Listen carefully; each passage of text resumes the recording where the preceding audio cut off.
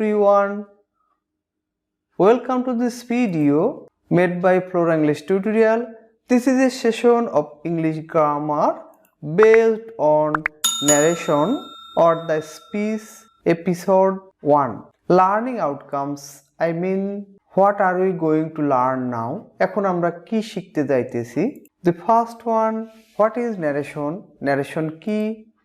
Second one, classification of narration. Narration এর শ্রেণীবিভাগ. Third one, different parts of narration. Narration এর বিভিন্ন অংশ. That means direct narration এর বিভিন্ন অংশ. Basic rules of changing narration. Narration changing এর মৌলিক নিয়মাবলী. Dear viewers, this is a fantastic class for learning English. So keep watching until the end of the class and subscribe the channel please. Narration or the speech. First of all, what is narration? The art of reporting the speech or words of a speaker is called narration or the speech. একজন বক্তার বক্তব্য উপস্থাপনের কৌশলকেই বলা হয় narration. Yes, narration মানে উক্তি. narration শব্দটির অর্থ হচ্ছে উক্তি. একজন বক্তার বক্তব্য ব্যক্ত করার ধরন বা উপায়কেই narration বলা হয়. Dear viewers, let's analyze more about narration. আমরা narration সম্পর্কে এখন বিশদ বিশ্লেষণ করব. Narration, yes, what is it? That means what is narration? Narration is nothing but the speech of a speaker. Narration is the speech of a speaker. Dear viewers, narration একজন বক্তার বক্তব্য ছাড়া কিছুই না. অর্থাৎ একজন বক্তা যে উপায়ে তার বক্তব্য উপস্থাপন করে তাকেই narration বলে. Yes, narration. Classification of narration. Narration এর শ্রেণীবিভাগ. There are two kinds of narration or narration is of two kinds. Number 1, direct narration or direct speech. Number 2, indirect narration or indirect speech. Okay, now let's learn more about them. Number 1, direct narration. Direct narration হচ্ছে প্রত্যক্ষ উক্তি.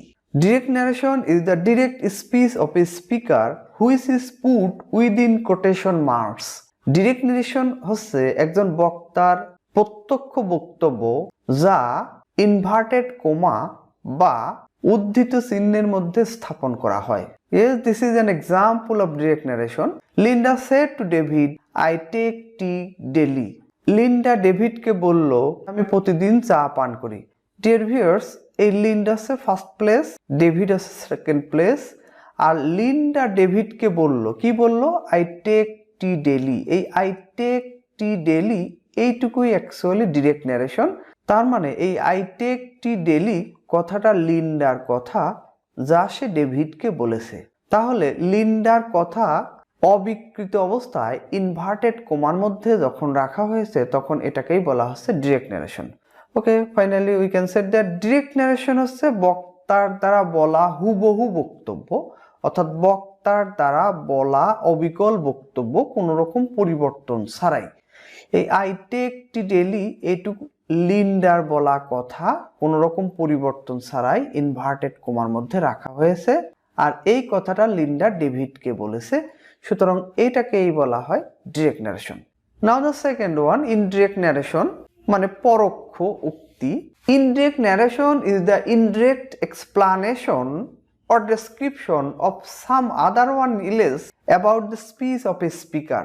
Indirect narration বা পরোক্ষ উক্তি হচ্ছে একজন বক্তার বক্তব্য সম্পর্কে অন্য কোনো ব্যক্তির ব্যাখ্যা. This is an example. Linda told David that she took tea daily. Linda ডেভিডকে বলল যে সে প্রতিদিন চা পান করত. ডিয়ার ভিউয়ার্স, এখানে লিন্ডা এবং ডেভিড কি কথা বলেছে তার বর্ণনা তৃতীয় কোনো ব্যক্তি বা অন্য কোনো ব্যক্তি বিবরণ দিচ্ছে. তাই এটাকেই বলা হয় ইনডিরেক্ট ন্যারেশন বা পরোক্ষ উক্তি. যেহেতু পরোক্ষভাবে অন্য কোনো ব্যক্তি বলছে এই জন্য এটাকে বলা হয় ইনডিরেক্ট ন্যারেশন. ওকে, ফাইনালি লিন্ডা এর কথার বিষয়ে অন্য ব্যক্তির পরোক্ষ বর্ণনা, তাই এটাকে বলা হয় indirect narration. Okay, more example, direct narration. Yes, John said to Lira, I don't take wine.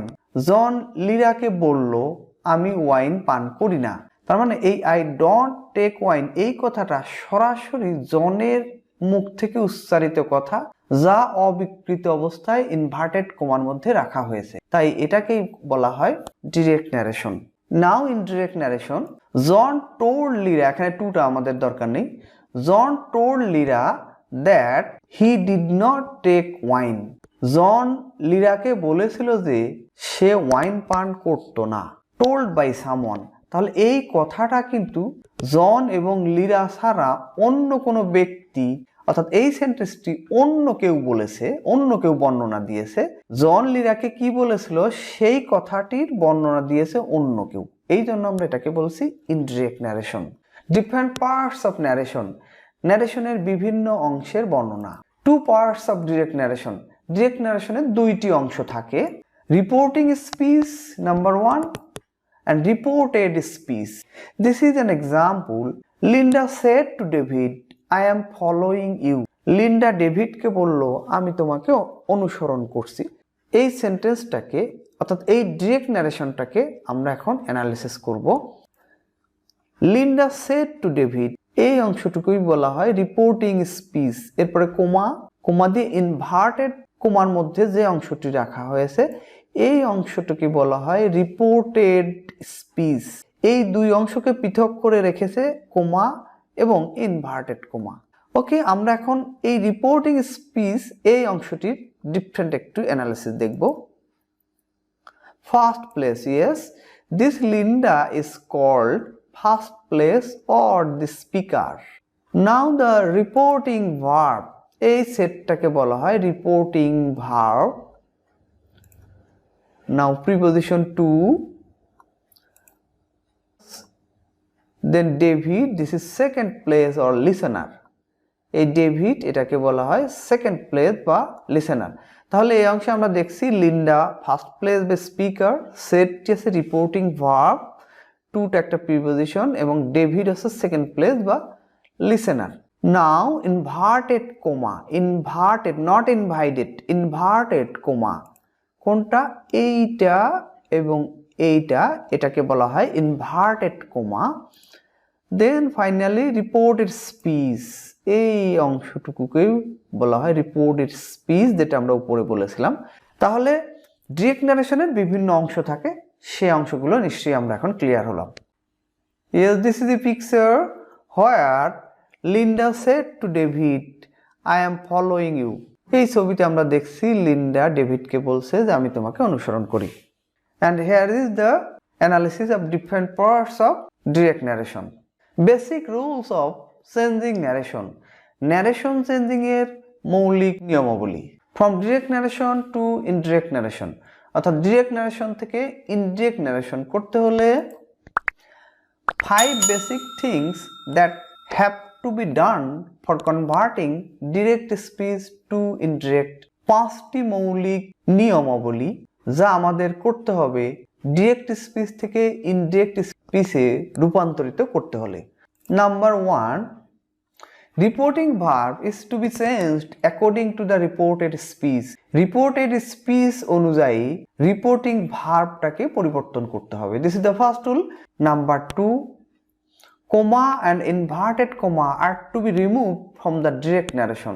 Direct ন্যারেশনের কোমা এবং ইনভার্টেড কোমা যেটি দ্বারা দুইটা অংশকে পৃথক করা হয় সেটাকে সরিয়ে দিতে হবে, কোমা এবং ইনভার্টেড কোমা কে সরিয়ে দিতে হবে। নাও number 3, an appropriate conjunction is to be replaced based on the reported speech. Reported স্পিচের উপর ভিত্তি করে একটি সঠিক কনজাংশন প্রয়োগ করতে হবে।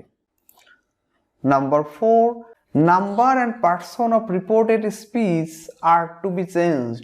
Reported speech এর নাম্বার এবং পার্সন পরিবর্তন করতে হবে। Now the last one, number 5, change the adverbs of direct speech. Direct speech এর যে অ্যাডভার্ব গুলো থাকে সেগুলো পরিবর্তন করতে হবে। These are the 5 basic rules that we have to maintain at the time of changing direct narration to indirect narration. Now let's prove the rules using an example. এখন একটা উদাহরণ দিয়ে আমরা এই নিয়মাবলীগুলো প্রমাণ করব। Number 1, John said to Laura, I am going to your college now. John told Laura that he was going to her college then. Okay, now let's analyze this told, the first tool. This said is to be converted into told when we are changing narration under assertive sentence. This is assertive sentence. In the reported speech, we are getting assertive sentence. That's why this said is to be converted into told. অর্থাৎ আমরা বলেছি reporting ভার্বটা পরিবর্তন হবে। এই যে reporting ভার্বটা told হয়ে গিয়েছে, এখানে সেকেন্ড প্লেস ঠিক থাকবে। ইয়েস, জয়নিং ওয়ার্ড দ্যাট বসবে। যখন আমরা অ্যাসার্টিভ সেন্টেন্স সলভ করব তখন জয়নিং ওয়ার্ড বসবে দ্যাট, অর্থাৎ এই কোমা এবং এই ইনভার্টেড কোমা, এই কোমা এবং ইনভার্টেড কোমা এই দুইটা উঠানোর জন্য আমরা এই দ্যাটটি কনজাংশন হিসাবে বা জয়নিং ওয়ার্ড হিসাবে প্রয়োগ করব। নাও নাম্বার পারসন চেঞ্জিং, এই ফার্স্ট পারসন ফাইট দেবে ফার্স্ট প্লেসের সাথে, এই জনের সাথে।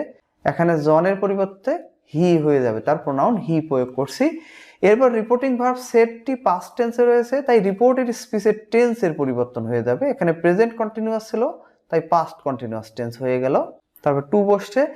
এবার ইয়োর কলেজের ইয়োরটা number person, your second person, তাই এই ইয়োরটি সেকেন্ড প্লেস লরার সাথে ফাইট দেবে।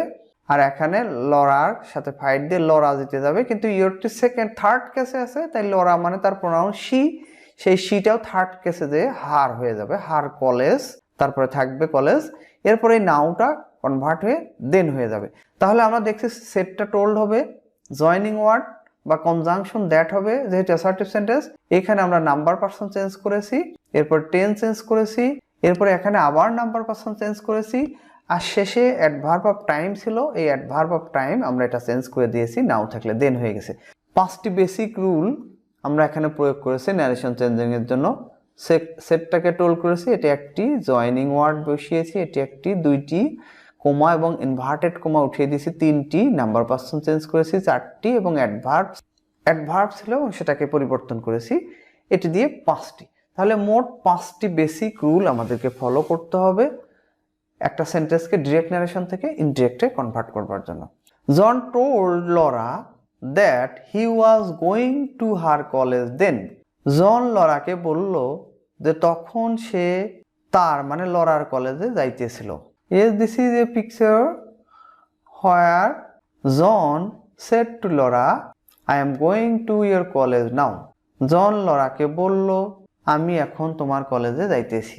Number 2, team said to his friend, will you go out for a walk? Team তার বন্ধুকে বলল তুমি কি বেড়াতে যাবে? Second sentence. অ্যান্ড এখানে আমরা দেখছি রিপোর্টেড স্পিচের মধ্যে ইন্টারোগেটিভ সেন্টেন্স রয়েছে এবং ইয়েস নো কোশ্চেন রয়েছে। In direct narration, Tim asked his friend if he মানে friend would go out for a walk. Team তার বন্ধুকে জিজ্ঞেস করলো যে সে বাইরে বেড়াতে যাবে কিনা। এখানে আমরা ইন্টারোগেটিভ সেন্টেন্স, সে কারণে সেটটাকে আস্কড করেছি, জয়নিং ওয়ার্ড ইফ করেছি যেহেতু এটি ইন্টারোগেটিভ সেন্টেন্স এবং ইয়েস নো কোশ্চেন। কোমা এবং ইনভার্টেড কোমা উঠিয়ে দিয়ে জয়নিং ওয়ার্ড ইফ করেছি বা কনজাংশন ইফ করেছি, এখানে হয়ে দাঁড়ো করতে পারি। এরপরে নাম্বার পারসন চেঞ্জ করেছি, এই ইউটা সেকেন্ড প্লেস হিজ ফ্রেন্ড এর সাথে ফাইট দিয়ে এখানে হি হয়ে গেল যেহেতু এটা থার্ড পারসন সিঙ্গুলার নাম্বার। এরপরে টেন্স চেঞ্জ করেছি, এখানে ফিউচার টেন্স ছিল, হি সাথে উইল বসে, উইলটা উড হয়ে গেছে, ভার্ব বেসিক ফ্রম এক্সটেনশন। তাহলে এখানেও কিন্তু আমরা 5টি রুল প্রয়োগ করেছি, রিপোর্টিং ভার্ব পরিবর্তন, জয়নিং ওয়ার্ড চেঞ্জ, কোমা এবং ইনভার্টেড কোমা উঠিয়ে দেওয়া, number person change, tense change, এই 5টি রুল আমরা এখানে প্রয়োগ করেছি। This is a picture where Tim said to his friend will you go out for a walk. এখানে একটা ছবি আমরা দেখছি যে এখানে টিম তার বন্ধুকে জিজ্ঞেস করছে তুমি বাইরে বেড়াতে যাবে কিনা। In the next class we will learn the rules of changing number, person and different words or adverbs at the time of changing narration. আমাদের পরবর্তী ক্লাসে নাম্বার, পারসন এবং ডিফারেন্ট ওয়ার্ডস বা অ্যাডভার্ব পরিবর্তনের নিয়মাবলীগুলো শিখব। Enjoy the next class on narration episode 2। Narration episode 2 ক্লাসটি উপভোগ করুন। Until then stay connected with Flora English tutorial and subscribe the channel please. No more today. Have a good day. Wishing you all the best.